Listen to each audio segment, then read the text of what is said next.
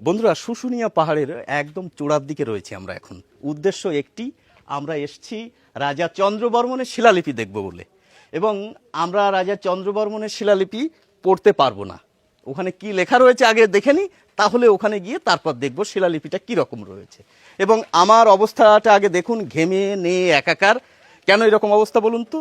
এই ক্যামেরাটাকে বলবো একটু পিছিয়ে দেখাতে যে কি রকম মানে গভীর জঙ্গল এবং পার্বত্য অঞ্চল আমরা অতিক্রম করে এসছি, এবং এখানে কিন্তু বৃষ্টি পড়ছে। হ্যাঁ, এরা সঙ্গে ছিল বলেই আমার পক্ষে সেটা সম্ভব হয়েছে। এরা এখানকারই।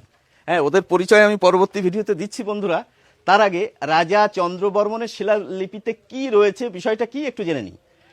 গুহার দেওয়ালে সংস্কৃত ভাষা ও ব্রাহ্মী হরফে উৎকীর্ণ শিলালিপি দুটি রাজা চন্দ্রবর্মনের শিলালিপি নামে খ্যাত।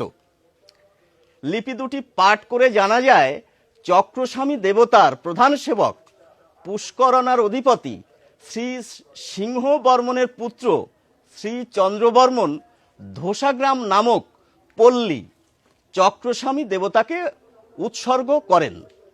লিপিগুলি পর্যবেক্ষণ করে রাজা চন্দ্রবর্মনের রাজত্বকাল খ্রিস্টীয় ৪র্থ শতকের বলে অনুমান করা যায়। ব্রাহ্মী লিপির ঠিক পাশেই শঙ্খলিপি নামক এক দুর্লভ প্রকৃতির লিপির দেখা মেলে। চলুন এবার আমরা লিপিটা একটু দেখার চেষ্টা করি, এবং বন্ধুদের কাছে বলবো যারা লিপি নিয়ে একটু গবেষণা করেন তাদেরকে একটু দেখুন, একটি চক্র দেখতে পাচ্ছেন পরিষ্কার।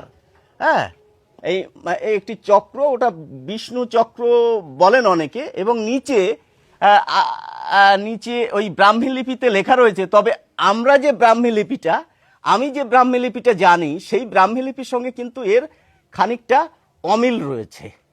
অর্থাৎ এটি হয়তো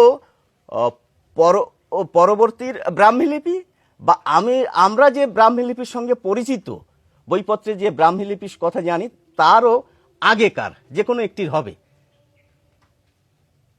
দেখেছেন তো? এর জন্যই আমরা শুশুনিয়া পাহাড়ের উচ্চ দেশে এসে উপস্থিত হয়েছি।